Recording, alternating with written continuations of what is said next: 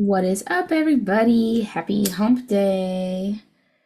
Super stoked for our virtual spa night. Grab your candle, fire it up. If you got a beverage of choice, I'm drinking a probiotic drink from Just Thrive. I love.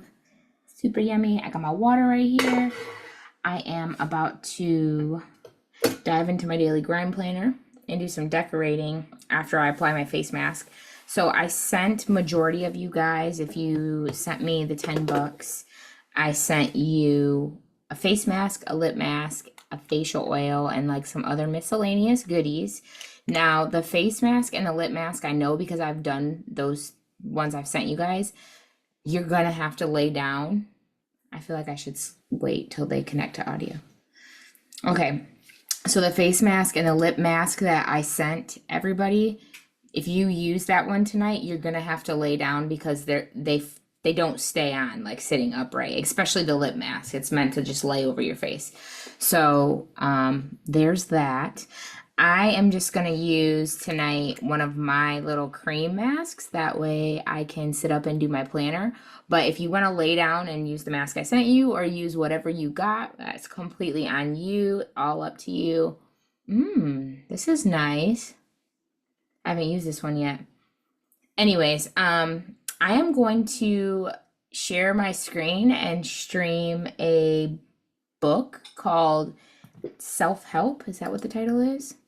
Yes, Self-Help. This is Your Chance to Change Your Life by Gabrielle Bernstein.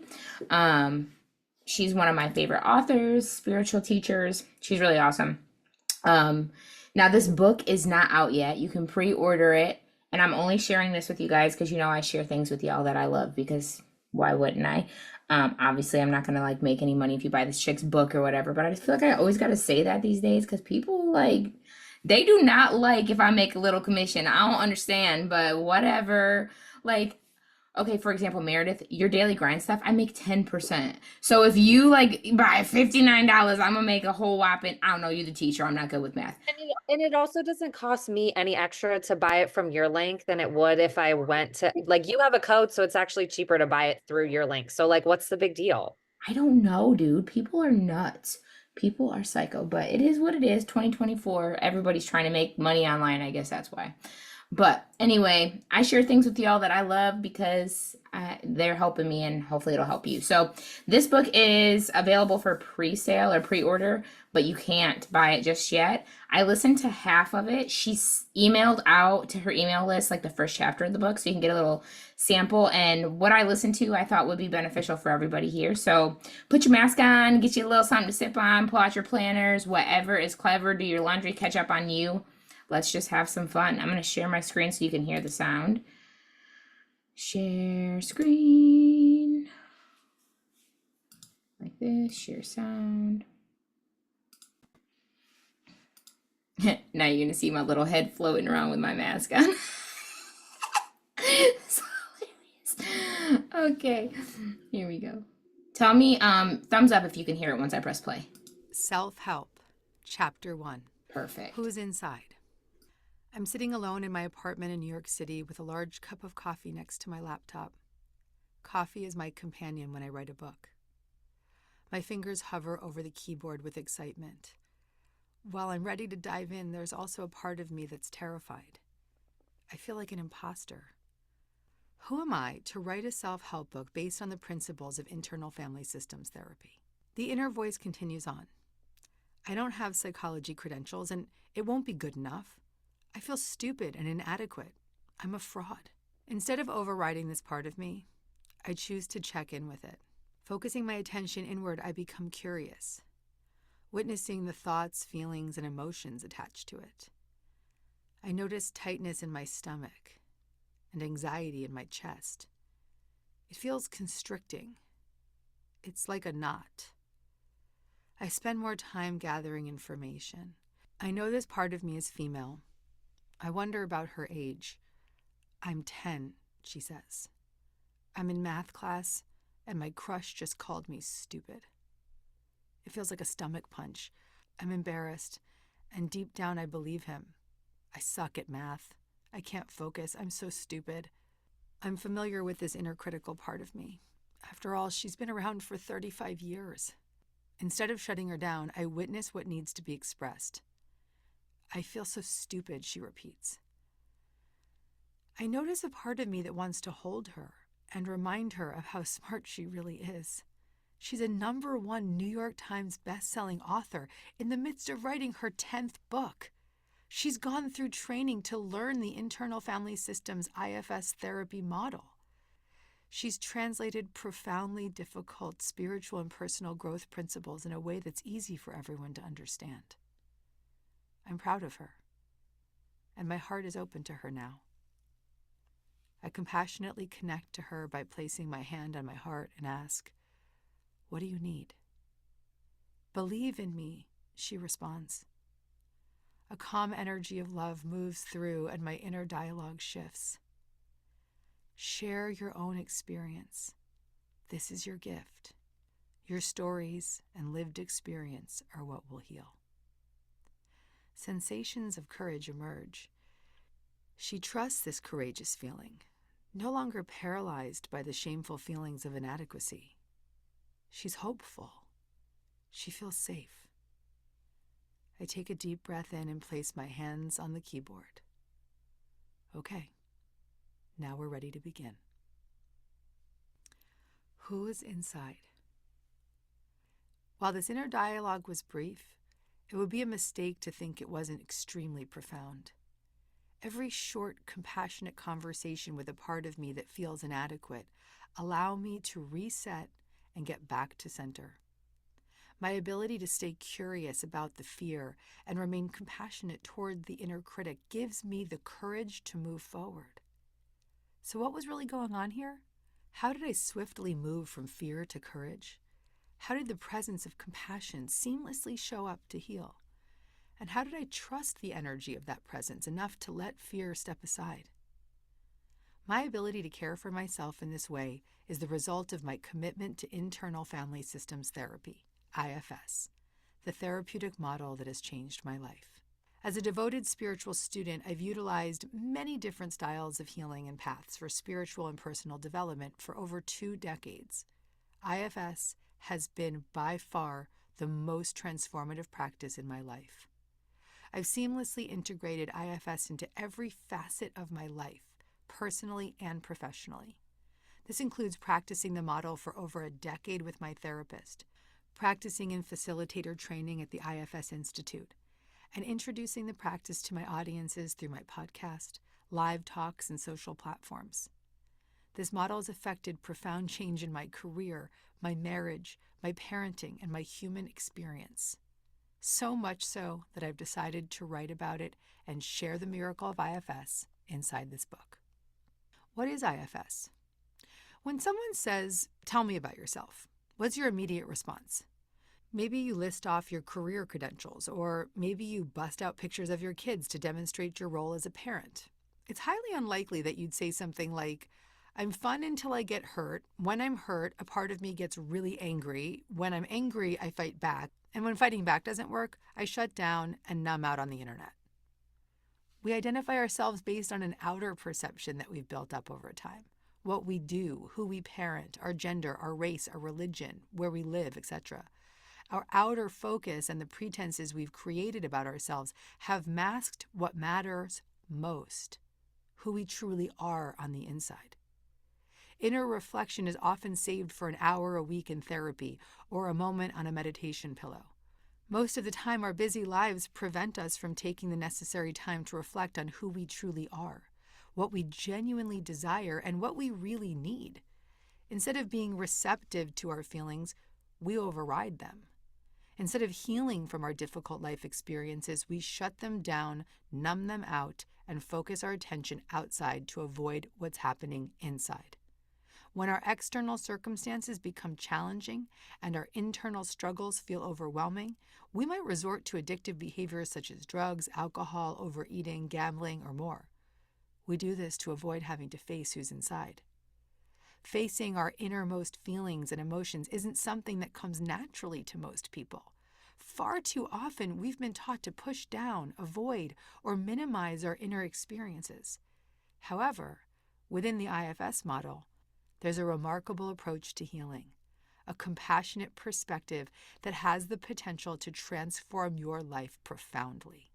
Internal family systems is an evidence-based form of psychotherapy that's built on the premise that the mind is naturally made up of multiple parts, like subpersonalities. IFS teaches that all our big feelings, thoughts, sensations, behaviors, reactions, and patterns are not who we are, but are instead parts of who we are. We're not one mono person. We're made up of a lot of different parts developed from overwhelming events that took place while we were children.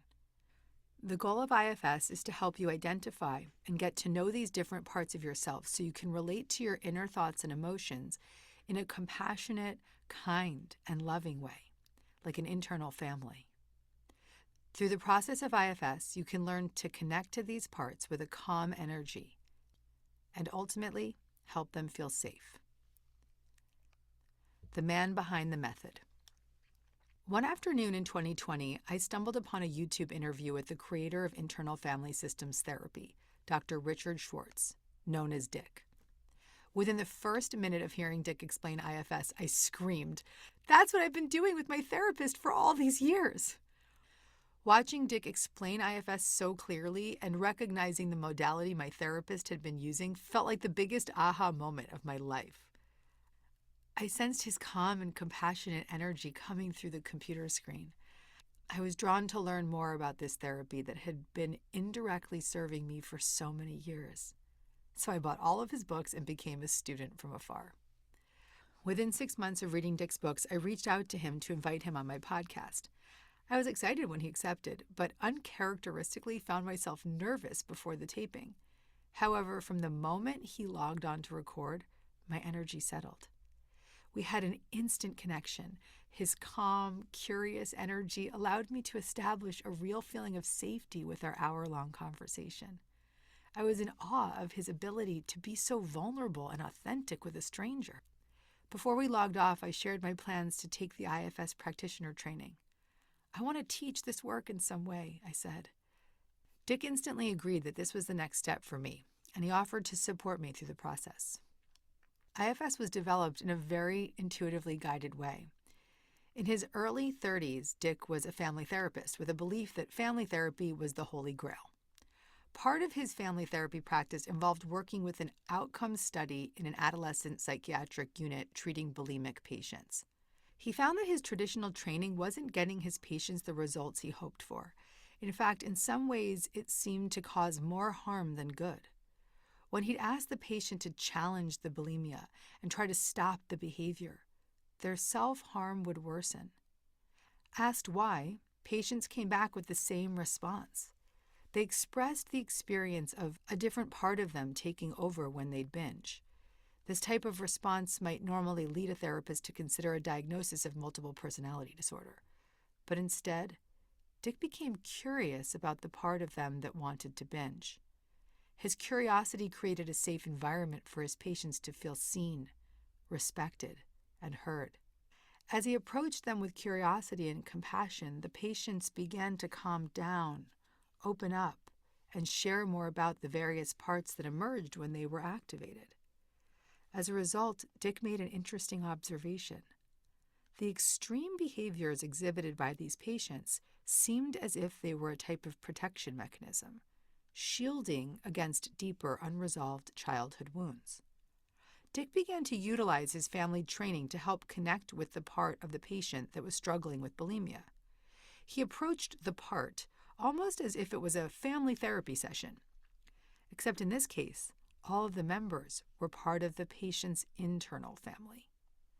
For over 40 years, Dick has devoted his life to IFS and helping people recognize the multitude of parts inside them. His therapeutic process has healed countless lives, including mine. There are no bad parts, he says, offering people a gentle path to recognize all parts of themselves with love and respect. A gentle path to healing. IFS is a profoundly compassionate approach to healing. Instead of trying to fix or change yourself, IFS teaches you to become curious and compassionate toward every part of who you are. This can help you develop a deeper understanding of yourself and your inner world, and ultimately lead to greater self-love and acceptance. With a little bit of curiosity, compassion, and courage, you can learn to heal and integrate all the different parts of yourself and create a more fulfilling and joyful life. A close friend of mine said to me, "Gabby, I'm having an issue at work. I'm very good at my job and I get along with my coworkers, but the moment I feel challenged by my boss, a completely different side of me comes out. I get super aggressive and fight back. It feels like another part of me takes over." In an effort to know more, I gently asked her, "Is it possible that your aggression is trying to protect you from something?" I observed her shift her focus inward. Following a brief silence, she replied, "Yes, I've been protecting myself for as long as I can remember." "Can you focus your attention inside and check in with the part of you that's protecting?" I asked. She nodded yes. "What are you experiencing? Do you notice any specific thoughts, sensations, or emotions?" I inquired. "I'm feeling queasy and nauseous in my stomach, and I'm constantly thinking I need to be perfect and keep it all together." "How old were you when you first started to protect yourself like this?" Without hesitation, she blurted out, "It started at a young age. My parents challenged everything I did. They tried to make me do things perfectly. I learned that I'd never be perfect in their eyes. So when perfectionism failed, the only way to protect myself was to become really aggressive and fight back. I've been fighting ever since." This gentle experience of turning inward offered her a new perspective on herself that had a profound impact. All that was required for this shift was her willingness to look inward and become curious, allowing her to witness this experience through the lens of curiosity and without attack. This moment of witnessing offered her a total shift in perception. Instead of judging her aggressive reaction, she could, in that instance, observe it as a protective mechanism that helped her quell the childhood feelings of inadequacy. This witnessing offered her the chance to see how hard she'd been working to protect herself and the impact it had had on her life and her relationships. Protector parts. We all carry unique defense mechanisms that show up whenever we feel triggered or activated by an external condition, situation, or person. These patterns have been developed over time as an effort to protect against unresolved emotional disturbances from our past, including experiences we may not be consciously aware of. When profound emotional disruptions remain unaddressed, they can become persistent energy patterns in our body and brain. Consequently, we may instinctively resort to fight, flight, or freeze responses whenever an old unresolved emotion is activated. Our unconscious instinct is to avoid experiencing these intense emotions, leading us to take on various behavioral patterns to manage and suppress them. In internal family systems, what we think of as automatic reactions, addictions, or habits are called protector parts. These can be the part of you that resists authority or gives up when things get hard. You might have a perfectionist who works tirelessly to avoid deeper feelings of inadequacy, or a rageful part, always ready to fight back whenever you feel challenged. Or maybe a people-pleasing part that puts everyone else's needs above your own in an effort to feel lovable. Protector parts are aptly named for their one core mission, which is to protect against impermissible emotions from the past. Feelings that were established at a young age, such as being unlovable, not good enough, unsafe, or even traumatized. You might notice these parts surface when certain people or situations trigger you. For example, if you have a hard time with authority, you might react defensively when your boss questions you, and later regret acting that way. Or perhaps in relationships, you might find yourself getting overly attached quickly, panicking if the other person doesn't respond to your messages right away after just one date.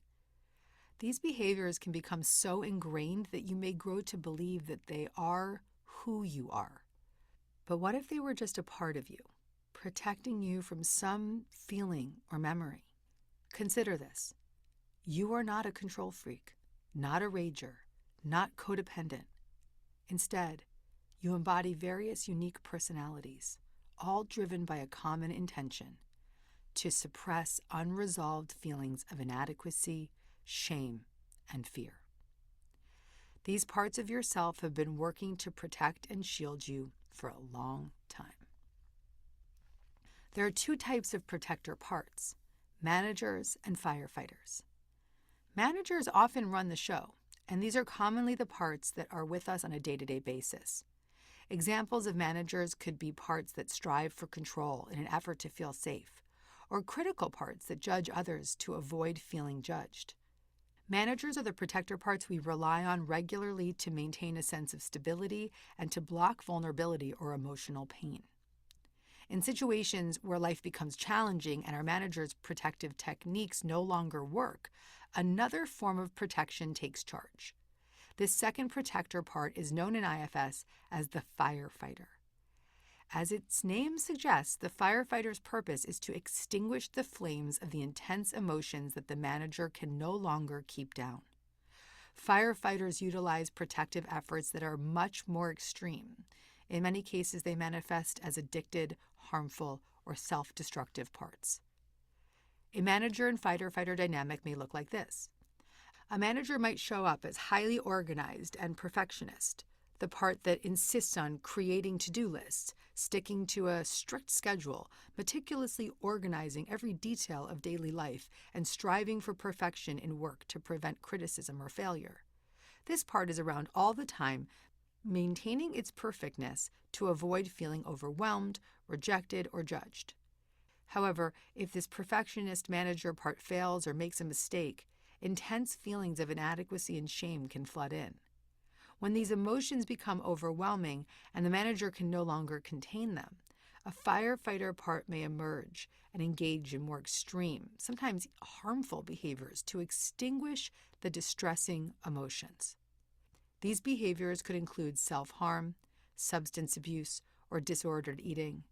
Urgent, impulsive actions take over to numb or escape the unbearable feelings. Who are the protectors protecting? Both types of protector parts, firefighters and managers, are built up to protect against impermissible feelings of shame, fear, terror, and grief that stem from traumatizing and compromising childhood experiences. Let's take a look at how this happens.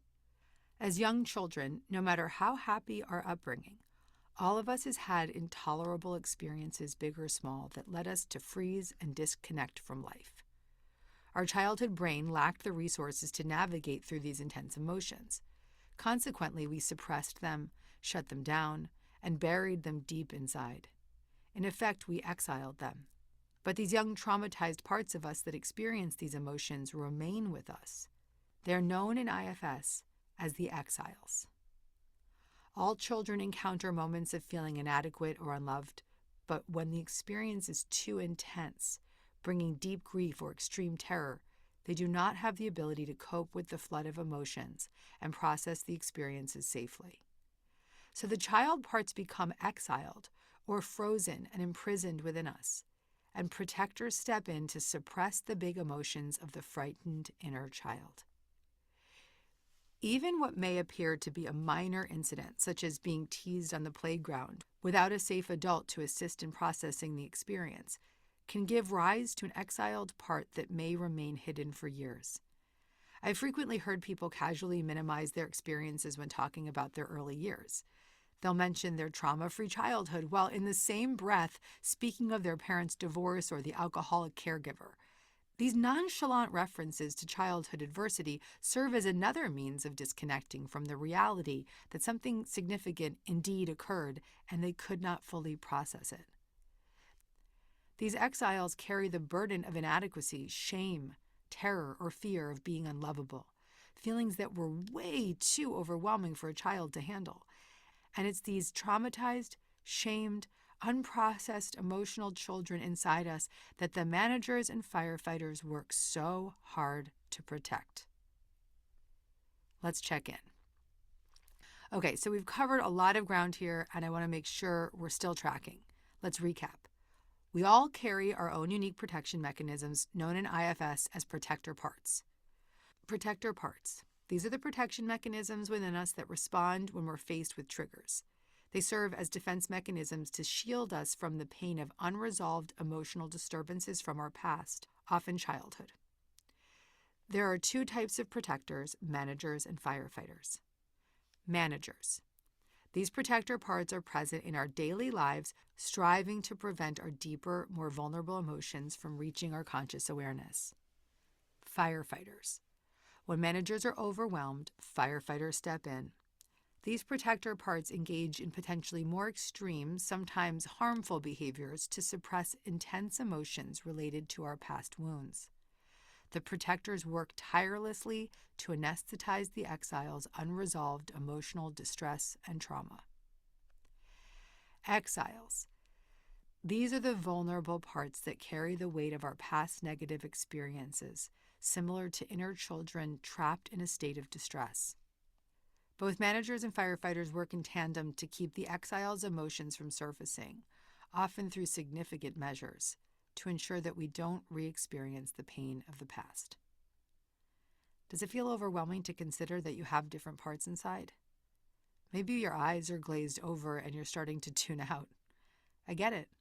It can be a lot for us to contemplate that we have all these little children inside us, let alone acknowledge that there are traumatized, exiled child parts that have been locked up for so long. Just bear with me here and suspend your disbelief for a moment. I'm going to gently guide you to open your mind to a new way of perceiving your life. All that's required is your willingness to learn more. The methods in this book won't work without it. So if you're ready for the greatest shift in your life, keep listening and stick around for the miracles. Take a deep breath, put your hand on your heart, and hear me. There are no bad parts of us, and there's help inside. Self. What the protectors and exile parts need, what we need, is an internal leader. A leader that can calm the inner children and soothe us when we're flooded with extreme emotions or protective responses. In IFS, true healing comes when we reconnect to our ever-present resource known as self with a capital S. IFS understands that an undamaged, wise, resourced, calm, and loving presence of self exists within us all, and it's available to us at any time. Dr. Stephen Krantz, an IFS therapist, defines self as the sun behind the clouds. Even though we can't see the sun, we know it's always there.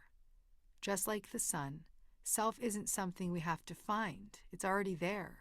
We just have to let self be revealed from behind the clouds of our protectors. Self is our true nature. If you're comfortable with spiritual lexicon, you might think of self as your God nature, or Buddha nature, or inner guide. I recognize self as my ever-present energy of love. Maybe there have been times in your life where you felt a sense of creative flow, as if you were in total alignment with the universe. Or maybe you felt a presence of deep calm during a meditation or at the end of a long run. Or you've experienced a sense of expansiveness inside or a fleeting moment of self-compassion. These feelings are the essence of your larger self. As children, we turn to our parents to be the self-energy in our life. In many cases, however, our parents weren't capable of meeting our core needs because they, like all of us, hadn't had their own feelings and experiences cared for. So we came to rely on protection mechanisms, protector parts, to keep down the impermissible emotions that weren't tended to.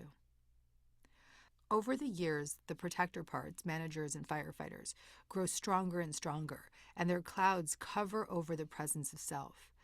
Every moment of shame, fear, or trauma causes us to build up an even stronger protective shield. That shield blocks the presence of self. As we strengthen our connection to self, we can form an inner sense of safety and reconnect to the supportive resources that we've been longing for. Self has 8 essential qualities known as the 8 C's: curiosity, calmness, connectedness, clarity, compassion, creativity, courage, and confidence. These qualities collectively represent an ever-present energy of self. IFS teaches that at our core, we all have access to these qualities of self. We don't have to build it up or get it. It's already inside.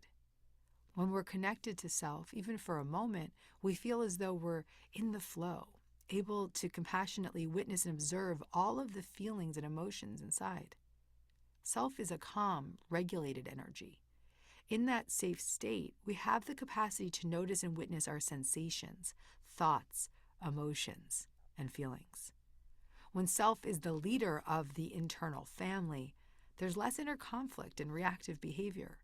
When you're connected to self, your nervous system settles, your inner critics relax, and you feel like you're in the flow. Even if you struggle to feel connected to self, you've likely experienced moments of connection throughout your life. Maybe you feel connected to self for a fleeting moment in Shavasana after an hour of yoga, or maybe you feel self energy come through while you're engaged in a creative project. Self energy can come through naturally when we're creative, engrossed in a physical activity, or in the calm stillness of meditation. While these moments may be brief, they are enough to remind you that self is already inside. You don't need to repair anything to experience that presence. Simply follow the steps in this book to remove the obstacles to your inherent connection to self. The more you connect to self, the more you'll learn to rely on it as an internal guidance system. Once again, I'm going to ask you to keep an open mind. In the chapters ahead, I will guide you through powerful practices to experience self firsthand. For now, just remain open. Your readiness and your open heart and mind are all I need to help you unlock the greatest resource of your life. Take a moment to gently place one hand on your heart and the other hand on your stomach. Take a deep breath in, and on the exhale, release. Take another deep breath in and let it go. Breathe in deeply and exhale completely. Notice any new sensations in your body. Do you feel a bit more calm? If you even notice the slightest bit of calm or relief, know that it's the energy of self. Aligning with self. I had a big-time hardcore protector that I called the workaholic. She authored 9 books within the span of 11 years. Note that while I refer to my parts as feminine, parts can manifest as different genders or be without gender entirely. She was interviewed by Oprah at 31, and she built a big business serving people throughout the world before the age of 35. She was praised for her hard work. Even though this workaholic part created a lot of good in the world, she was an addictive part stuck in an extreme role. Her extreme workaholism caused real physical problems for me, including panic attacks, gastrointestinal disorders, insomnia, and ultimately a nervous breakdown. While I was writing the first section of this book, the workaholic tried to sneak in.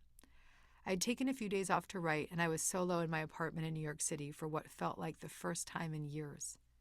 When I sat down to begin the writing process, I started to feel anxious.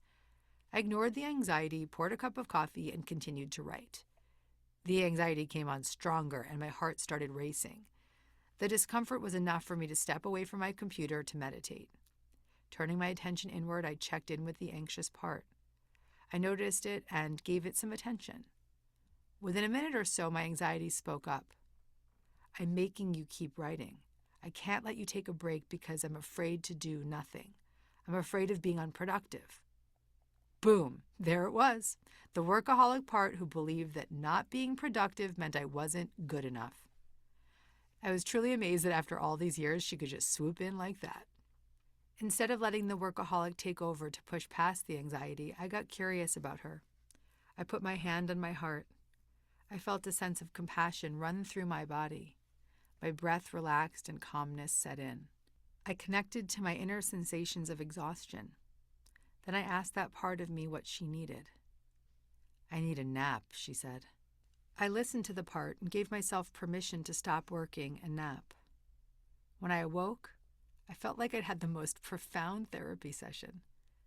My anxiety was gone. My jaw and face were relaxed, and I enjoyed a nice dinner. 2 hours later, I returned to my computer to document the story. The writing became effortless. I was no longer pushing. I was flowing.